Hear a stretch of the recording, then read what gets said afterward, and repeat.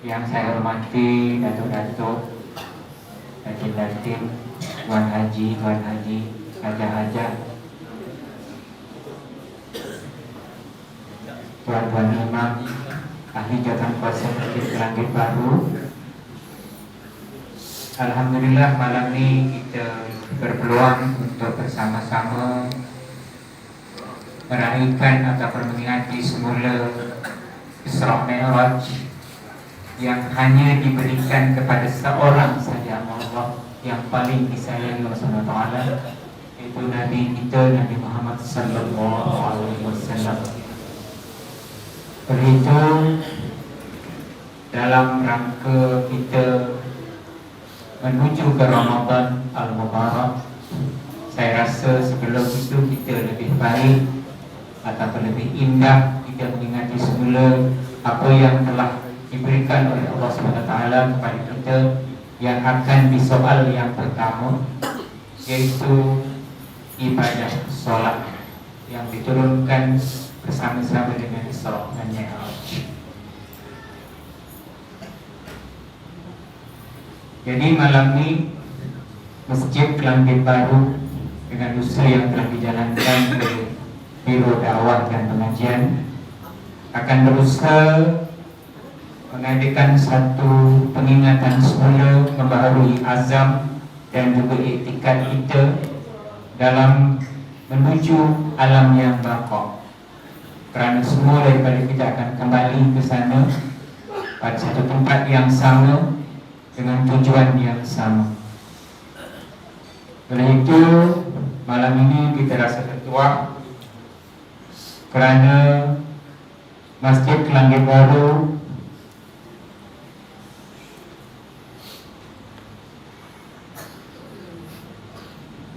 dapat menjalankan satu aktiviti yang lebih lancar dengan kita sama-sama untuk mendengar luahan, ucapan dan ingatan daripada yang berbahagia Tuan Said Putra Haizam bin Said Hashim, iaitu penceramah khas jemputan kita untuk malam ini, bagi kita mendengar dan juga menghayati serta mengikuti. Yang paling penting pada saya adalah tadabbur dan juga melakukan apa yang sepatutnya kita jalankan. Jadi saya dengan segala hormat mempersilakan Tuan Said untuk memberikan sedikit biodata yang lebih indah daripada Tuan punya badan, walaupun saya tahu sebahagian daripadanya beliau adalah lulusan daripada Master Bank Fizik dan juga telah mengikuti beberapa pengajian dalam Qori dan Qoriah. Dengan segala hormatnya saya persilakan bagi Kang Idris. Sekian.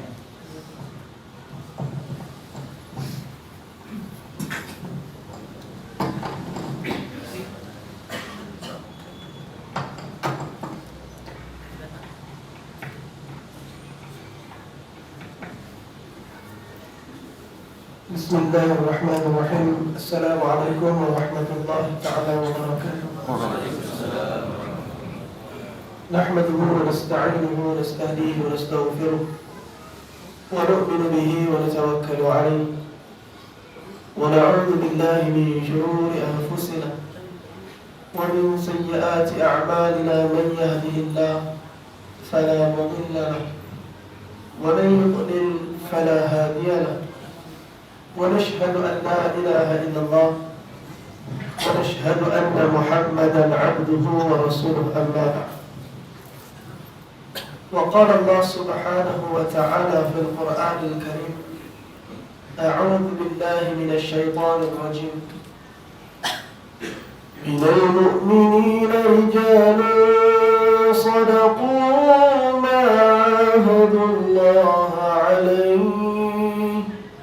فمنهم من قضى نحبه ومنهم من ينتظر وما بدلوا تبديلا. صدق الله العظيم. وقال رسول الله صلى الله عليه وسلم: إن الدين بدأ غريبا ويرجع غريبا فطوبى للغرباء الذين يصلحون ما أفسد الناس من بعدي من سنتي. وقال رسول الله صلى الله عليه وسلم: من تمسك بسنتي عند فسد أمتي فله أجر 100 شهيد. وقال رسول الله صلى الله عليه وسلم: من أحيا سنتي فقد أحبني ومن أحبني كان معي في الجنة أو كما قال رسول الله صلى الله عليه وسلم. Alhamdulillah, pertama dan selamanya kita panjatkan kesyukuran kepada Allah kerana kasih sayang limpah kurnia yang sedang Allah Subhanahu wa taala hadirkan, taufik yang Allah hadiahkan. Allah yang himpunkan kita dalam majlis untuk menyempurnakan ketaatan demi ketaatan dalam agama sebelum sampai pada saat yang Allah firman: kalla idza balaghatit taraqi. Bila roh sampai kat sini, gharib. Ketika tu bersiap ataupun tidak, nak ataupun tidak, suka ataupun tidak, keadaan sakaratul maut tetap kita semua kena lalu. Wa qila man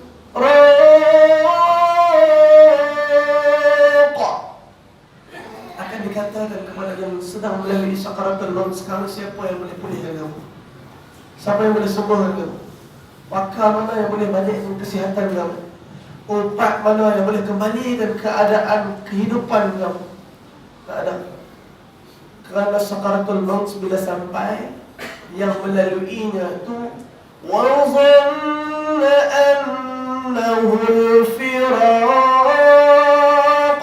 Dia yakin pasti itulah saat perpisahan antara dia dengan dunia. Wal taffatis saqu bis-saq. Betapa sakit keadaan tu, Allah firman, betis kanan, betis kiri kamu silap.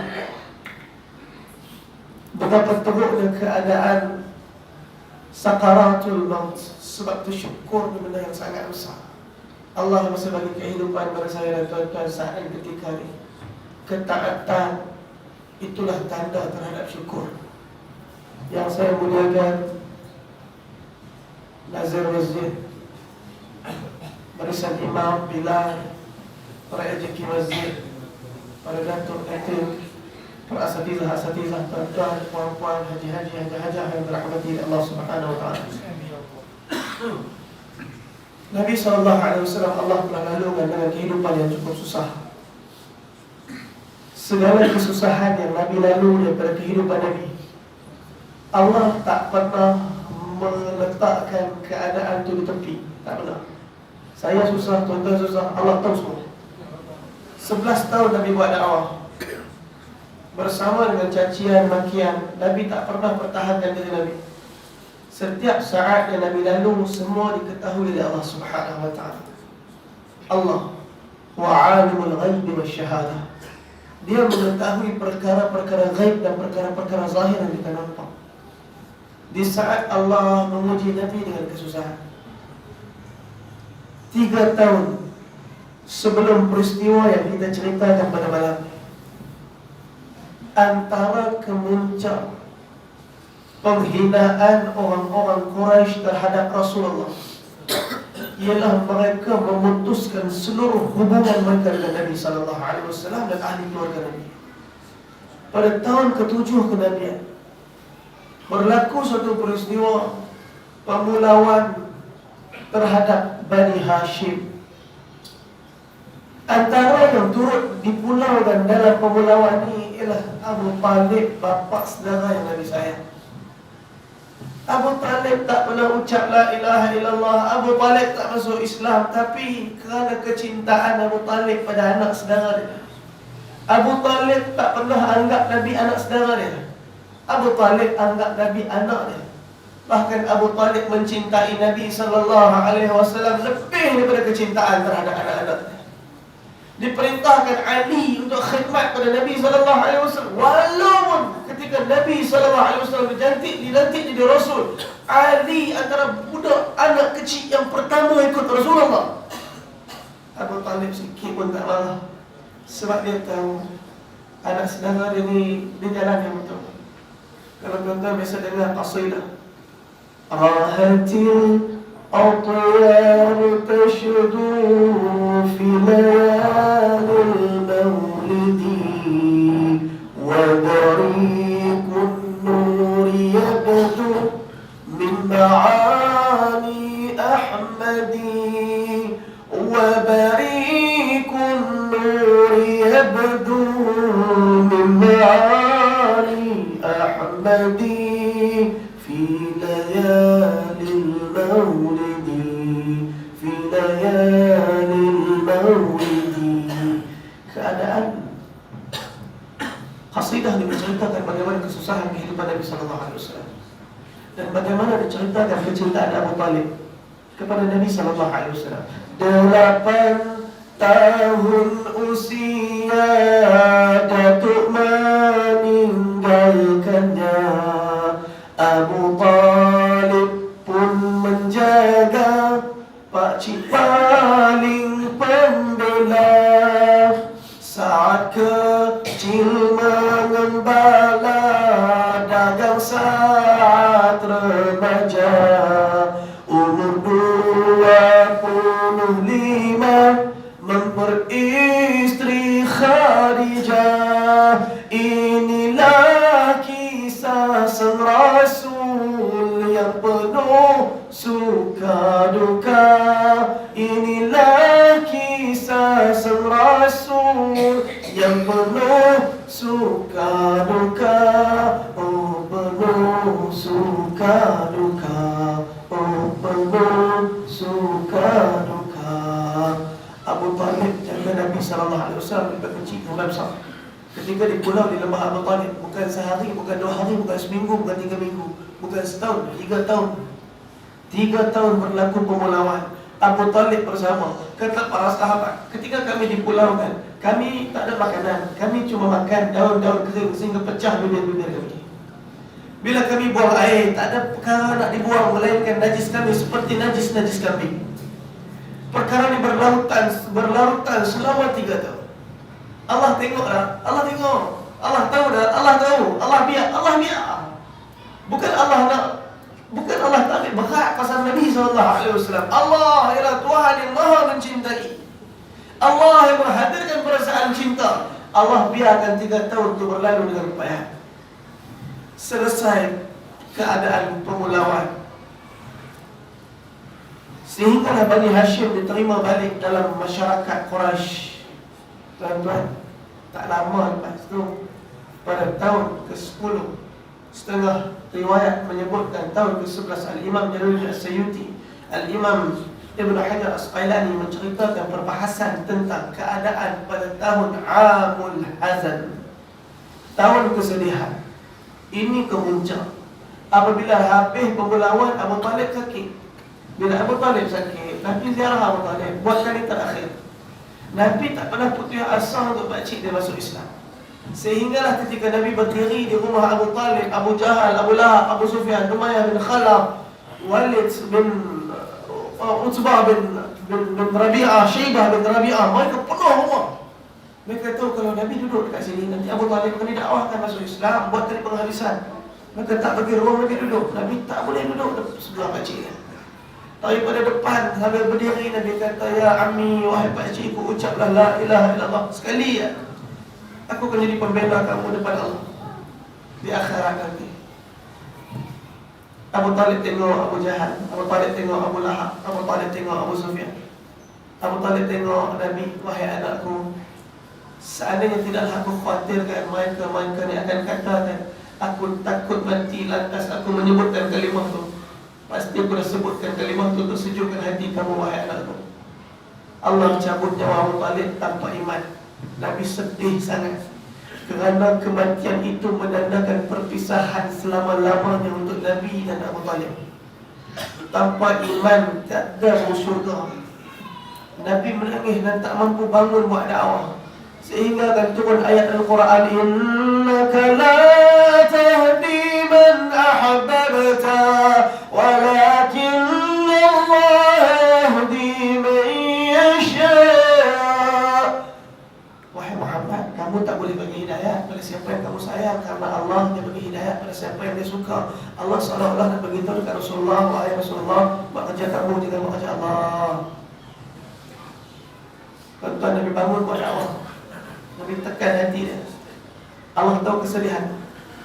Dalam tahun yang sama juga disebut di dalam kitab Bushra fi Manaqib min hayyati Sayyidatina Khadijatul Kubra, yang disusun oleh Dr. Abuya Syekh Said Muhammad Alwi Al-Maliki Al-Hasani, secara lengkap daripada kisah kehidupan Sayyidatina Khadijatul Kubra.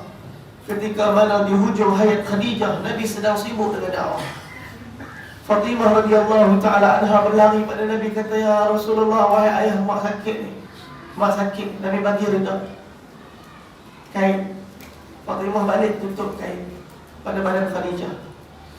Nabi sampai rumah, tengok Khadijah keadaan begitu tenang, mengalir air mata Nabi SAW. Satu wanita yang telah korbankan seluruh kehidupan untuk agama, sehingga hujung meninggal dunia, kain tutup badan tak cukup. Berapa banyak baju dalam lemari saya ni, berapa banyak pengorbanan saya bagi untuk agama ni. Sehingga Khadijah kata, ya Rasulullah, saya belum buat apa-apa lagi untuk agama ni. Semua dia dah bagi untuk agama. Dia kata dia belum buat apa-apa untuk agama. Wafat Khadijatul Kubra tahun yang sama. Nabi faham Allah sayang. Nabi kuatkan hati, Nabi bangun juga buat dakwah. Walaupun Nabi tahu balik rumah nanti tak ada Khadijah depan pintu, Nabi bangun juga buat dakwah. Walaupun Nabi balik nanti Nabi tahu tak ada lagi Khadijah untuk bagi semangat, motivasi kat Nabi. Tapi Nabi faham umat ni maksud Nabi diutuskan. Seluruh pintu-pintu orang Quraisy ditutup di Mekah untuk Nabi. Nabi talarkan hati Nabi ke Taif. Kalau Bani Thaqif terima dakwah Nabi, sampai di Taif Nabi jumpa pemimpin dulu. Sampai saja dekat pemimpin, mereka kata, kamu kah yang Allah lantik jadi Rasul, tak ada orang lain? Kalau kamu benar Rasul, kami tak layak cakap dengan kamu. Tapi kalau kamu bukan Rasul, kamu pendusta, kami tak akan cakap dengan pendusta macam kamu. Pergi. Kata mereka, halau Nabi. Nabi kita punya lunak hati. Satu, Allah puji Nabi, innaka la'ala khuluqil azim. Kamu ni wahai Muhammad mempunyai akhlak yang paling agung, bukan yang paling baik, yang paling agung. Tuan-tuan, mereka susun anak-anak tengah jalan, balik batu kat Nabi. Bukan 3 kilometer, 3 batu, 10 kilo. Terkoyak kulit Nabi, mengalir darah Nabi, kumpul kat kasut Nabi. Nabi sikit pun tak salahkan Bani Thaqif. Nabi simpan lagi harapan untuk anak cucu mereka masuk Islam. Allah melihat darah yang mengalir, Allah melihat kesedihan. Tuan-tuan, bukan sedang nak dapat hadiah besar. Bila Allah uji kita, sabarlah. Sebab di sebalik ujian itu mesti ada hadiah daripada Allah. 11 tahun Nabi sabar dalam dakwah, baru Allah buat keputusan untuk bagi hadiah yang cukup agung, yang tak pernah Allah bagi pada siapa-siapa. 2 hadiah yang cukup besar, dan 1 hadiah yang cukup besar untuk umat. Al-Isra, perjalanan Al-Mi'raj, menaiknya Nabi ke langit Allah Subhanahu wa ta'ala. Tuan-tuan, Isra wal Mi'raj bukan satu peristiwa yang kita logikkan. Saintis datang berkumpul buat istimewa untuk logik dan Isra wal Mi'raj, mereka takkan dapat logikkan peristiwa. Saya bidang fizik, kami belajar tentang kosmologi, kami belajar tentang Einstein relativity theory, kami belajar berkenaan dengan how is the expansion of the universe. Takkan logik untuk menerima mukjizat Isra wal Mi'raj, kerana peristiwa ini ialah peristiwa iman sepenuhnya. Ulama berpendapat, ulama meletakkan satu jumhur, walaupun ada lagi khilaf di kalangan setengah ulama berkenaan tarikh tepat berkenaan peristiwa.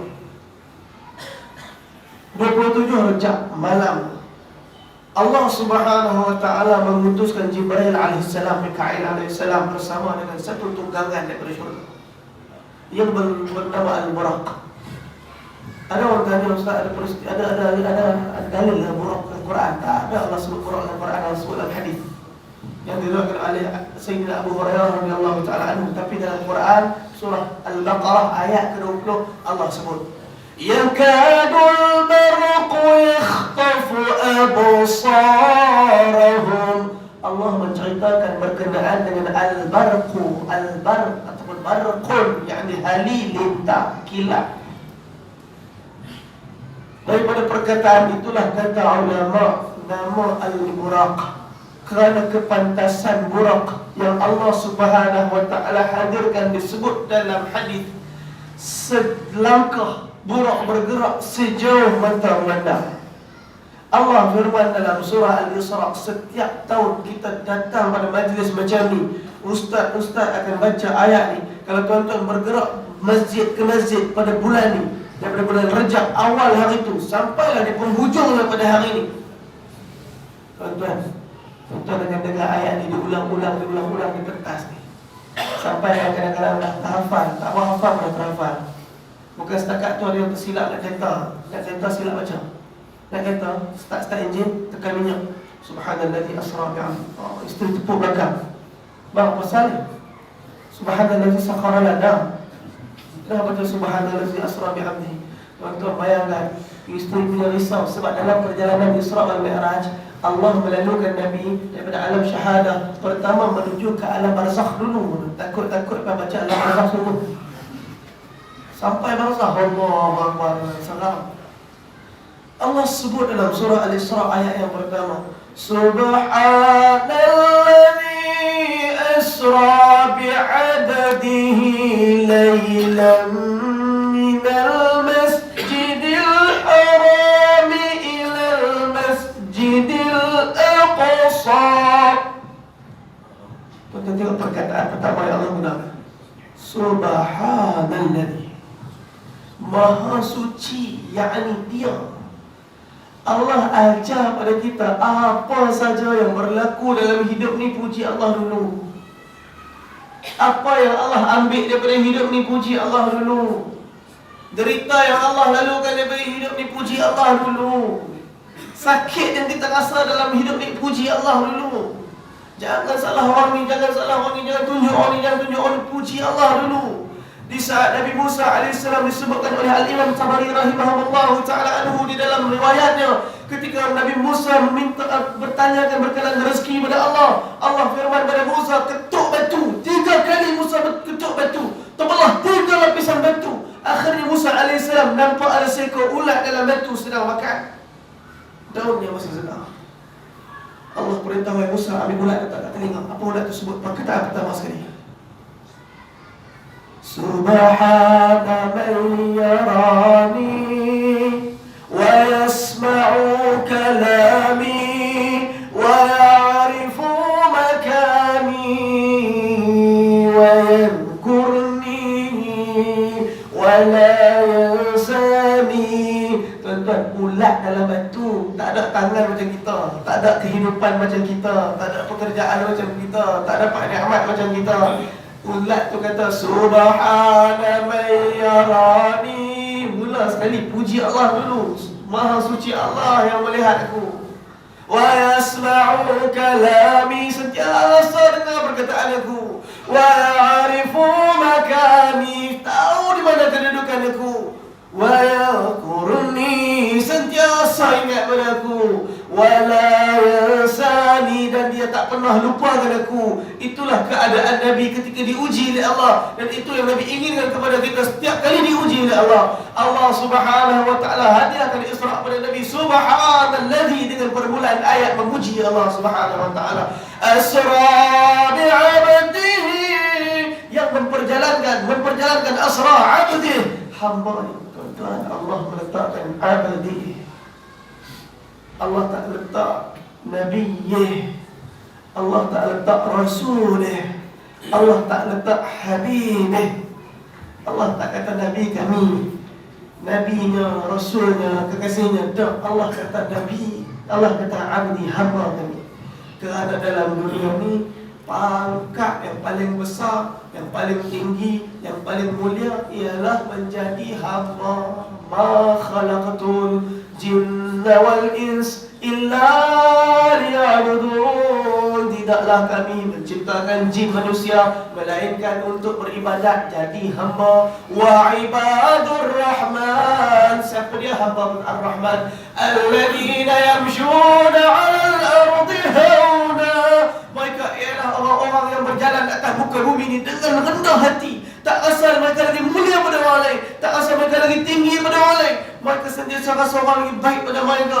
Wa idza qatabahumul jahilun, apabila berdepan dengan orang-orang yang jahil, yang nak keburukan pada mereka, yang mencaci mereka, yang menghina mereka, mereka tak balas cacian dengan cacian. Mereka kata qalu salama, sejahtera, sejahtera, sejahtera. Ini Nabi kata Allah di hadiah ni. Tuan-tuan, daripada mana Allah perjalankan Nabi? Minal masjidil haram ilal masjidil aqsa, daripada masjid ke masjid. Nak jadi hamba, tak ada jalan lain, dia mesti bergerak masjid. Satu hari dia jadi hamba pada Allah, dia cari tempat selain masjid, dia takkan dapat jumpa jalan menjadi hamba yang benar, yang sempurna. Kerana jalan untuk menjadi hamba, untuk menghadirkan diri sebagai seorang hamba, masjid ni tempat. Minal masjid, daripada masjid ilal masjid, kepada masjid. Allah perjalankan Nabi khusus daripada Masjidil Haram ke Masjidil Aqsa. Tentang berapa kilometer? Siapa pernah pergi ziarah Masjidil Haram, Masjidil Aqsa? 1233 kilometer. Saya baru sampai pada Kuching tadi. Saya program di Sarawak 3 hari. Hari pertama dengan TUDM, Tentera Udara Raja Malaysia, Kuching, di camp. Saya tanya dekat Brigadier depan sekali, kalau 1233 km, kalau naik jet Sukhoi, kita ada Sukhoi 10 biji, kalau naik fighter Sukhoi itu berapa jam sampai? Dia kata 2 jam. Kalau naik jet Sukhoi yang canggih ni tuan-tuan, 2 jam sampai. Pergi balik 4 jam. Peristiwa Al-Isra wal-Mi'raj berlaku 1 malam, sehinggalah waktu subuh. Kalau dengan kelajuan Sukhoi saja, tak akan jadi. Allah menghantar Buraq al-Barqun, kelajuan kilat berapa? Kilat 1/3 daripada laju cahaya. Laju cahaya 300,000 km sesaat. Tuan-tuan ambil torchlight, turn on torchlight, buka torchlight, dalam masa 1 saat cahaya tu dah bergerak 300,000 km. Bukan 300 km, bukan 300 km, 300,000 km. Kalau laju kilat 1/3 laju cahaya, kita ambil daripada sudut zahiriah. Ini kita belum pergi pada sudut ghaib lagi. Buraq, satu binatang yang lebih daripada abilities yang saya sebut ni. Tapi kalau kita ambil daripada sudut logik, kita cuba. Buraq mungkin boleh pergi pada 100,000 km dalam masa sesaat. Itu pun tuan-tuan, 1,233 km tak sampai sesaat sampai dah Buraq sana.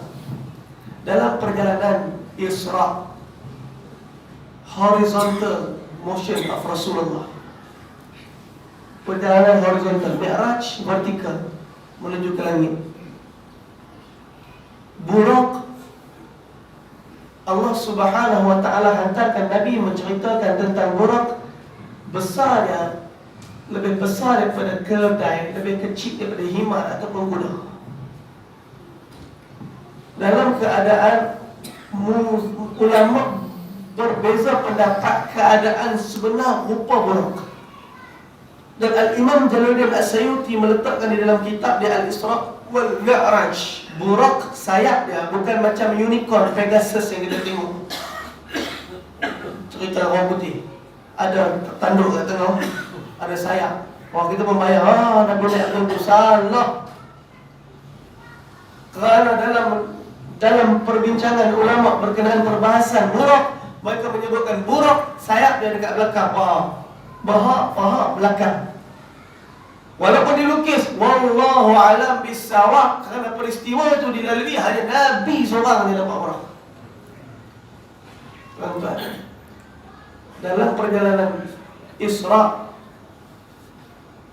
Al-Imam Ibnu Hajar Asqalani menyebutkan bahawa persinggahan Nabi dalam perjalanan ini bukan hanya daripada Masjidil Haram ke Masjidil Aqsa. Dalam perjalanan ini dibawa oleh Jibril alaihissalam untuk berhenti di 4 tempat. Daripada perjalanan dunia syahadah kepada perjalanan dunia ghaib, yang pertama Nabi dibawa dalam Isra melalui alam barzakh. Ketika Nabi dilalukan 4 tempat yang Nabi lalu, yang pertama Nabi disinggahkan di Yathrib. Lepas tu Nabi disinggahkan di Madian. Lepas tu Nabi disinggahkan di Bukit Tursina. Lepas tu Nabi disinggahkan di Baitul Lahab, tempat lahirnya Nabi Isa alaihissalam. Dan baru Nabi disampaikan oleh Allah kepada tempat yang dinamakan Masjidil Aqsa di Jerusalem. Nabi menambat Burak di satu tempat yang hari ini dikenali sebagai The Wedding Wall. Kalau tuan-tuan pergi Palestin, dekat sebelah Dome of Rock yang kubah warna emas, dia ada dinding yang besar, tu namanya The Wedding of Wall. Orang-orang Yahudi yang pakai jaket, yang pakai blazer, yang dandan rambut, yang pakai topi, apa nama naik macam cowboy tu, mereka duduk kat depan wall tu macam tu. Tuan-tuan, di situlah ditambatnya Al-Buraq, dan Nabi Mi'raj tanpa Buraq. Buraq tak mampu, dan Allah Subhanahu wa ta'ala hanya membenarkan peristiwa Mi'raj. Nabi bergerak diiringi oleh malaikat Jibril alaihissalam. Tuan-tuan, Buraq tadi saya cerita punya laju, takkan tak bawa pergi Mi'raj. Langit Allah jauh mana? Kalau kita ambil daripada sudut zahiriah kajian saintifik, langit kita jauh mana? Jarak bumi ke bintang 149 juta kilometer. Kalau esok pagi matahari kita gelap, 6 minit lepas tu baru bumi padam. Matahari padam, 6 minit lepas tu baru bumi gelap. Kerana kelajuan cahaya bergerak matahari ke bumi ambil masa 6 minit dengan jarak 149 km. Itu bintang yang terdekat dengan kita. Bintang yang kedua terdekat dengan kita nama dia Alpha Centauri A dan Alpha Centauri B. Berapa jarak dia? Jarak dia 4.3 tahun cahaya. Sudah tahun cahaya pula. Tuan-tuan, saya pelan-pelan boleh tak? Sebelum kita pergi kepada alam ghaib, alam malakut, kita masuk alam syahadah dulu. Langit di alam syahadah dengan langit di alam malakut, nampak dia tak sama. Nabi dimi'rajkan oleh Allah, Nabi dimasukkan ke alam